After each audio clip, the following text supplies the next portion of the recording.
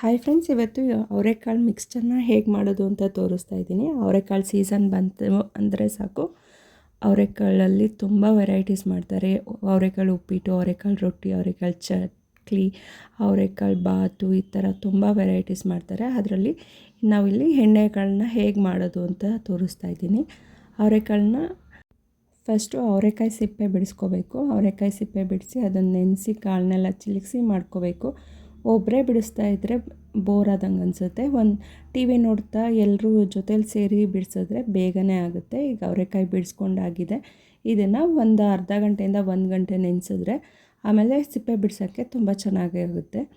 ಇವಾಗ 1 ಗಂಟೆ ನೆನೆಸಾದ್ಮೇಲೆ ಸಿಪ್ಪೆ ಬಿಡಿಸ್ಕೋತಾ ಇದ್ದೀವಿ. ಎಲ್ಲ ಸೇರಿ ನಾವು ಸಿಪ್ಪೆ ಬಿಡಿಸ್ಕೋತಾ ಇದ್ದೀವಿ. ಇದನ್ನು ಮಾಡಿಟ್ಕೊಂಡ್ರೆ 1 ತಿಂಗಳವರೆಗೆ ಆರಾಮಾಗಿ ತಿನ್ಕೋಬೋದು. ಸಂಜೆ ಸ್ನ್ಯಾಕ್ಸ್ ಆಗುತ್ತೆ, ಮಕ್ಕಳಿಗೂ ಇಷ್ಟ ಆಗುತ್ತೆ. ಅವ್ರಿಗೆ ಕೆಲವೊಂದು ಸಲ ಮಕ್ಕಳಿಗೆ ತಿಂಡಿಗಳಲ್ಲಿ ಅವರೆಕಾಳನ್ನ ಹಾಕಿದ್ರೆ ಇಷ್ಟ ಆಗೋಲ್ಲ, ಬಟ್ ಈ ಥರ ಮಾಡಿಕೊಟ್ರೆ ತುಂಬ ಇಷ್ಟಪಟ್ಟು ತಿನ್ಕೋತಾರೆ. ಮಿಕ್ಸ್ಚರ್ ಆಗಿರೋದ್ರಿಂದ ಎಲ್ರಿಗೂ ಇಷ್ಟ ಆಗುತ್ತೆ. ಕಾಫಿ ಅಥವಾ ಟೀ ಜೊತೆಗೆ ಇದನ್ನು ಸರ್ವ್ ಮಾಡಿದ್ರೆ ತುಂಬ ಚೆನ್ನಾಗಿ ಅನಿಸುತ್ತೆ. ಇವಾಗ ಕಾಳೆಲ್ಲ ಚಿಲುಕಿಸ್ಕೊಂಡಾಗಿದೆ. ಇವಾಗ ಬೇಯಿಸ್ಕೋಬೇಕು. ಬಾಣಲೆಗೆ ಎಣ್ಣೆ ಹಾಕಿ ಆಮೇಲೆ ಎಣ್ಣೆ ಕಾದಾದಮೇಲೆ ಸ್ವಲ್ಪನೇ ಹಾಕಿ ಬೇಯಿಸ್ಕೋಬೇಕು.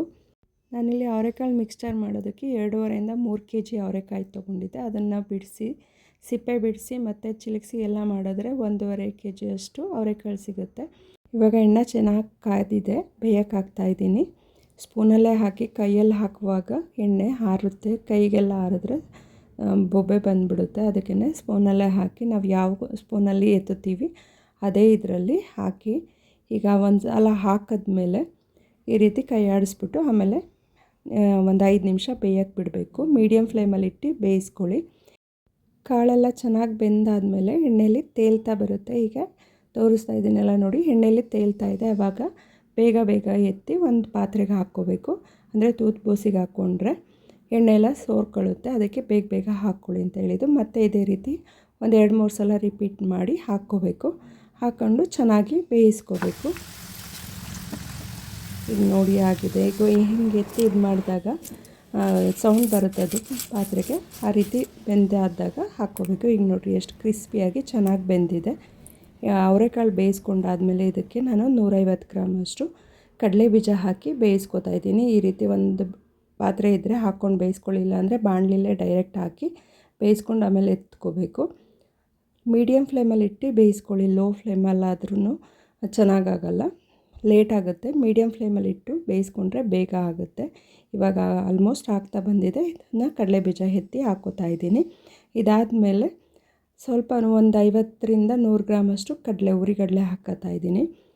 ಹುರಿಗಡಲೆ ನಿಮಗೆ ಜಾಸ್ತಿ ಬೇಕು ಅಂದರೆ 100 ಗ್ರಾಮಷ್ಟು ಹಾಕ್ಕೊಳ್ಳಿ. ನಾನಿಲ್ಲಿ ಒಂದು 50 ಗ್ರಾಮ್ ಹಾಕ್ತಾಯಿದ್ದೀನಿ. ತುಂಬ ಜಾಸ್ತಿ ಇದ್ದರೆ ಹುರಿಗಡಲೆ ಚೆನ್ನಾಗಿ ಅನಿಸಲ್ಲ, ಅದಕ್ಕೆ ಒಂದು 50 ಗ್ರಾಮಷ್ಟು ಹುರಿಗಡಲೆ ಹಾಕ್ತಾಯಿದ್ದೀನಿ. ಇವಾಗ ಅದು ಬೆಂದಾಗಿದೆ. ಅದನ್ನು ಒಂದು ಪಾತ್ರೆಗೆ ಹಾಕ್ಕೊಂಡಾದ್ಮೇಲೆ ಅವಲಕ್ಕಿ ಹಾಕ್ತಾಯಿದ್ದೀನಿ. ಅವಲಕ್ಕಿನ ಒಂದು 100 ಗ್ರಾಮ್ ಹಾಕ್ಕೊಳ್ಳಿ. ಯಾಕಂದರೆ ಅವಲಕ್ಕಿ ಕ್ರಿಸ್ಪಿಯಾಗಿ ಒಂಥರ ಚೆನ್ನಾಗಿರುತ್ತೆ ತಿನ್ನೋಕ್ಕೆ. ಮಿಕ್ಸ್ ಮಾಡಿದಾಗ್ಲೂ ಟೇಸ್ಟ್ ಚೆನ್ನಾಗಿರುತ್ತೆ. ಅದಕ್ಕೇ ಒಂದು 100 ಗ್ರಾಮಷ್ಟು ಅವಲಕ್ಕಿ ಹಾಕಿದ್ದೀನಿ. ಈಗ ಒಂದು ಕೊಬ್ಬರಿ ಹೋಳನ್ನ ತೊಗೊಂಡು ಅದನ್ನು ಅರ್ಧ ಹೋಳು ತೊಗೊಂಡು ಕಟ್ ಮಾಡಿ ಹಾಕ್ತಾಯಿದ್ದೀನಿ. ಕೊಬ್ಬರಿ ಹಾಕಿದ್ರೆ ಟೇಸ್ಟು ತುಂಬ ಚೆನ್ನಾಗಿರುತ್ತೆ. ಮತ್ತು ಕೊಬ್ಬರಿನ ಎಣ್ಣೆಲಿ ಕರೆದ್ರೆ ಒಂಥರ ತುಂಬ ಒಳ್ಳೆ ಟೇಸ್ಟ್ ಬರುತ್ತೆ. ಎಣ್ಣೆಕಾಳು ಜೊತೆಗೆ ತುಂಬ ಚೆನ್ನಾಗಿರುತ್ತೆ. ಕೊಬ್ಬರಿ ಸ್ವಲ್ಪ ಗೋಲ್ಡನ್ ಬ್ರೌನ್ ಆಗೋವರೆಗೂ ಬೇಯಿಸ್ಕೋಬೇಕು. ಈ ರೀತಿ ಬೇಯಿಸ್ಕೊಂಡಾದ್ಮೇಲೆ ಎತ್ತಿಟ್ಕೊಳ್ಳಿ. ಇವಾಗ ಸ್ವಲ್ಪ ಕರ್ಬೇವಿನ ಸೊಪ್ಪು ಮತ್ತು ಸ್ವಲ್ಪ ಮೆಣಸಿನ್ಕಾಯಿ ಹಾಕಿ ಹುರ್ಕೋತಾ ಇದ್ದೀನಿ. ಇದನ್ನು ಕರೆದಾದ್ಮೇಲೆ ಒಂದು ಪಾತ್ರೆಗೆ ಇಟ್ಕೊಳ್ಳಿ. ಎಲ್ಲನೂ ಒಂದು ಪಾತ್ರೆಗೆ ಹಾಕಿ ಸ್ವಲ್ಪ ಉಪ್ಪು ಮತ್ತು ಅಚ್ಕಾರದ ಪುಡಿ ಹಾಕಿ ಚೆನ್ನಾಗಿ ಮಿಕ್ಸ್ ಮಾಡ್ಕೋಬೇಕು. ಇವಾಗ ಉಪ್ಪು ಹಾಕ್ತಾಯಿದ್ದೀನಿ. ಹಾಗೆಯೇ 1 ಸ್ಪೂನಷ್ಟು ಅಚ್ಕಾರದ ಪುಡಿ ಹಾಕ್ತಾಯಿದ್ದೀನಿ. ಖಾರದ ಪುಡಿ ಜಾಸ್ತಿ ಹಾಕಿದ್ರೆ ಸ್ವಲ್ಪ ಸ್ಪೈಸಿ ಅನಿಸ್ಬಿಡುತ್ತೆ. ಸ್ಪೈಸಿ ಇದ್ದರೆ ಅಷ್ಟು ಚೆನ್ನಾಗಿ ಅನಿಸಲ್ಲ. ಇದಿಷ್ಟು ಕಾಳು, ಅವಲಕ್ಕಿ, ಕಡಲೆ ಬೀಜ, ಕಡಲೆ, ಕೊಬ್ಬರಿ ಎಲ್ಲದಕ್ಕೂ ಸೇರಿಸಿ 1 ಸ್ಪೂನಷ್ಟು ಅಚ್ಕಾರದ ಪುಡಿ ಹಾಕಿ ಆವಾಗ ಮಿಕ್ಸ್ ಮಾಡಿದಾಗ ಟೇಸ್ಟು ತುಂಬ ಚೆನ್ನಾಗಿ ಬರುತ್ತೆ. ತುಂಬ ಜಾಸ್ತಿ ಹಾಕಿದ್ರೆ ತುಂಬ ಸ್ಪೈಸಿಯಾಗಿ ಚೆನ್ನಾಗಿ ಅನಿಸಲ್ಲ, ತಿನ್ನೋಕ್ಕಾಗಲ್ಲ, ತುಂಬ ಖಾರ ಅನಿಸ್ತಾ ಇರುತ್ತೆ. ನಾನು ಹಾಕಿರೋ ಅಷ್ಟು ಕ್ವಾಂಟಿಟಿಲಿ ಹಾಕಿ ತುಂಬ ಚೆನ್ನಾಗಿರುತ್ತೆ ಟೇಸ್ಟು. ಸಂಜೆ ಹೊತ್ತು ಸ್ನ್ಯಾಕ್ಸಿಗೆ ಅಥವಾ ಊಟದ ಜೊತೆ, ಈಗ ಅನ್ನ ರಸ ಮಾಡಿದಾಗ ಊಟದ ಜೊತೆನೂ ಕೂಡ ತುಂಬ ಚೆನ್ನಾಗಿರುತ್ತೆ. ಇದ್ರ ಜೊತೆಗೆ 1 ಲೋಟ ಕಾಫಿ ಮಾಡಿಕೊಟ್ರೆ ಒಳ್ಳೆ ಸ್ನ್ಯಾಕ್ಸು ರೆಡಿ ಆಯಿತು ಅಂತ.